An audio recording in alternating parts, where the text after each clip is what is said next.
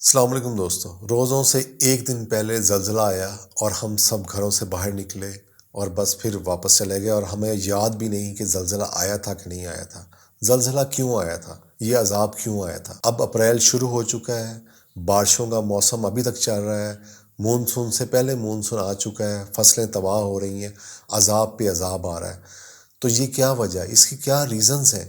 آپ کو یہ بھی نہیں شاید پتہ ہوگا کہ آگے جو گرمیاں ہیں وہ اتنی شدید ہونے والی ہیں کہ آپ کی اف ہو جائے گی۔ آگے بجلی نہیں ہوگی، پیٹرول بہت مہنگا ہو جائے گا، عوام کی حالت اور خراب ہوگی۔ روزانہ کئی لوگ صرف آٹے کی وجہ سے مار رہے ہیں، جو ملک دنیا میں نمبر 7ویں پہ تھا گندم کے حوالے سے۔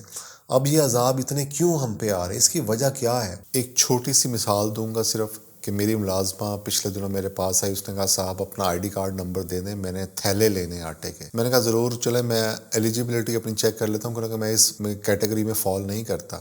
تو میں نے گورنمنٹ کی ویب سائٹ میں جب اپنا نمبر ڈالا تو لکھا آیا کہ آپ پہلے ہی 3 تھیلے حاصل کر چکے ہیں۔ کوئی خدا کا خوف کہ میں گھر بیٹھا ہوں، میرا I D card number use کر کے میرے نام پہ تھیلے آپ نے نکلوا لیے، تو مجھے سمجھ نہیں آئی خاص۔ اس کے بعد میں نے اپنی پوری فیملی کے سب کے کارڈ ڈالے، سبھی کے تھیلے نکل چکے تھے۔ اس کا مطلب یہ تھا میرے ذاتی خیال میں کہ ہمارے آئی ڈی کارڈ یوز کر کے وہ تھیلے نکلوا کے کہیں اوپن مارکیٹ میں سیل کیے جا چکے ہوں گے۔ تو کرپشن کا حال دیکھیں کہ رمضان کے مہینے میں، رمضان کے بابرکت مہینے میں یہ کام ہوا، تو ہم پہ عذاب کیوں نہ آئے؟ عذاب پہ عذاب کیوں نہ آئے؟ کیونکہ ہم سب اس عذاب لانے کا حصہ بن چکے ہیں۔ میں نے کمپیریزن کیا، بہت سارے ملک جو ہم جیسے عذاب میں سے کسی عرصے میں گزرے ہیں، آخر انہوں نے ایسا کیا سسٹم کیا کہ وہ بہتر ہو گئے۔ یہ پورا انالیسس کریں گے تو نمبر 1 پہ جو مجھے ملک ملا وہ تھا ڈنمارک۔ ڈنمارک ہماری طرح کرپٹ نیشن تھا، بہت فرسودہ اس کا نظام تھا، لوگ بہت عذاب میں مبتلا تھے۔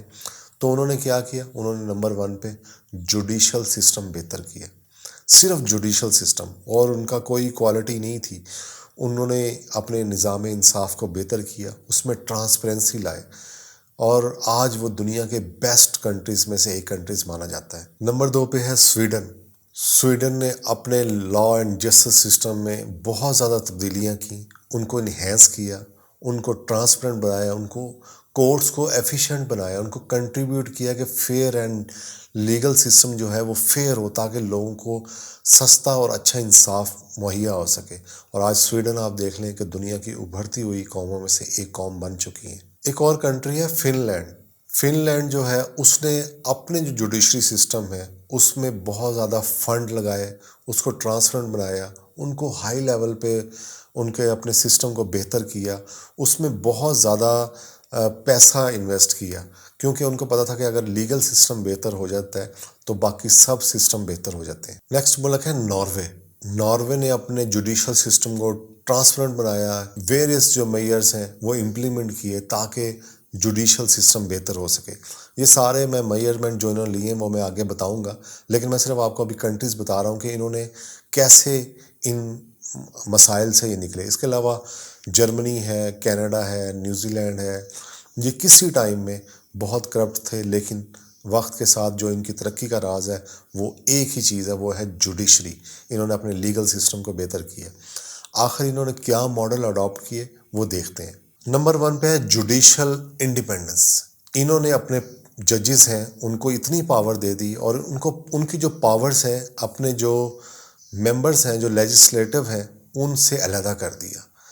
ان کی جو پاورز ہیں سب سے سپریم تھیں، اور یہ کوئی بھی فیصلہ کرتے ہوئے یہ ڈرتے نہیں، کیونکہ ان کے پاس مور پاور ہے اپنے لیجسلیٹو سے، اور کوئی بھی پولیٹیکل انفلوئنس ان کے اوپر نہیں لاگو ہوتا، جس کی وجہ سے یہ بہتر فیصلے کر سکتے ہیں۔ نمبر 2 پہ ہے ٹرانسپیرنسی اینڈ اکاؤنٹیبلٹی۔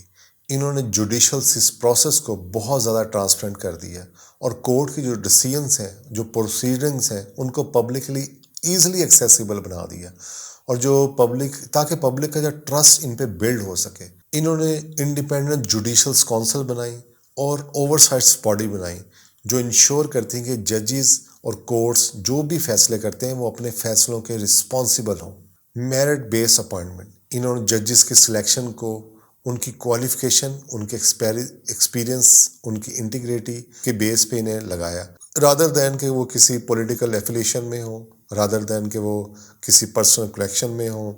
وہ کسی اور وجہ سے جوڈیشری میں آئے ہوں، انہوں نے یہ سسٹم بہتر کیا کہ ان کی اپوائنٹمنٹ میرٹ پہ ہو، نہ کہ کسی انفلوئنس کے بیس پہ ہو۔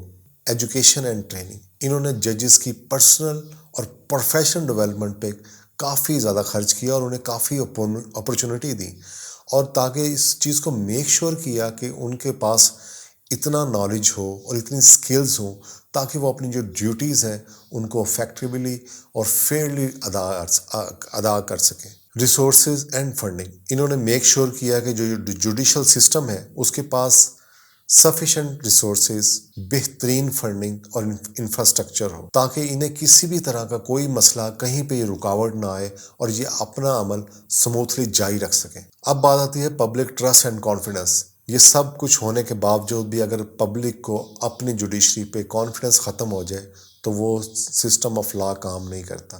تو انہوں نے پبلک میں مینٹین کیا، ان کو ٹرسٹ دیا کہ جو آپ کا جوڈیشل سسٹم ہے وہ دنیا کے بیسٹ سسٹم میں سے ہے، وہ اس پہ ٹرسٹ کر سکتے ہیں، وہ ایک ٹرانسپیرنٹ سسٹم ہے، وہ فیئر پروسیس، جوڈیشل کا فیئر پروسیس ہے۔ اور پبلک میں یہ ہوا بنائی گئی اور پبلک کو یہ اپرچونٹی دی گئی، یہ بتایا گیا آپ اپنے سسٹم پہ ٹرسٹ کر سکتے ہیں۔ اینٹی کرپشن میئرز، انہوں نے جوڈیشری کے سسٹم کو بہتر بنانے کے لیے ایک علیحدہ فورسز بنائی جو جوڈیشری کے ججز اور جوڈیشری سسٹم پہ نظر رکھتی تھی، اور ان کے اوپر جو بھی پرابلم تھے، ان کے جو بھی کیسز تھے ان کو علیحدہ انویسٹیگیٹ کرتے تھے۔ ان کی اسپیشل باڈیز بنتی تھیں، ان کو علیحدہ ان کے کرپشن کیسز کو ان کو دیکھا جاتا تھا۔ اور سب سے آخر میں ہے انٹرنیشنل کوآپریشن۔ انہوں نے دنیا کے جو بیسٹ سسٹم تھے ان کو اسٹڈی کیا، ان سے ملتے تھے، ان کے ساتھ ان سے جو اچھے لاز تھے، ایون کہ جو اسلامک لاز اب بھی کافی سارے جو ہیں وہ ان ممالک میں چل رہے ہیں، وہ ادھر سے لیے گئے ہیں۔ تو انہوں نے جو دنیا کی جو بہتر آرگنائزیشنز تھیں، بہتر سسٹم تھا جو جوڈیشل سسٹم کو اسٹرانگ کر سکیں، یہ اپنی عوام کی بہتری کے لیے جو بہتر کر سکتے تھے انہوں نے وہ پوری دنیا سے اٹھا کے اپنے ملک میں لاگو کیا، اور آج یہ دیکھ لیں کہ وہ ملک کہاں سے کہاں ہے۔ آپ کو فرق صاف نظر آ رہا ہوگا کہ 1960 میں ایک بندہ جو اس فرسودہ نظام پہ لعنت بھیج کر اس ملک سے چلا گیا تھا، وہ آج ایک عیسائی ملک کا سربراہ بن گیا، اور 60 لاکھ لوگ اس ملک سے صرف پچھلے سال میں نکل گئے، اور جو پڑھے لکھے لوگ ہیں وہ تیزی سے جا رہے ہیں، اور پیچھے کون لوگ رہ گئے ہیں؟ اس ملک کا کیا بنے گا؟ تو ہمیں ہمارے بڑوں کو سوچنا چاہیے کہ وہ اپنے اس جسٹس سسٹم کو بہتر کریں، اللہ کے بنائے اصولوں پہ کام کریں۔ اس ملک کو رمضان میں حاصل کیا گیا، اس ملک میں انصاف قائم کر دیں، باقی ہمیں کچھ نہیں چاہیے۔ انشاءاللہ یہ ملک ترقی ضرور کرے گا اگر یہاں پہ انصاف ہوگا۔ بہت شکریہ، تھینک یو، اللہ حافظ۔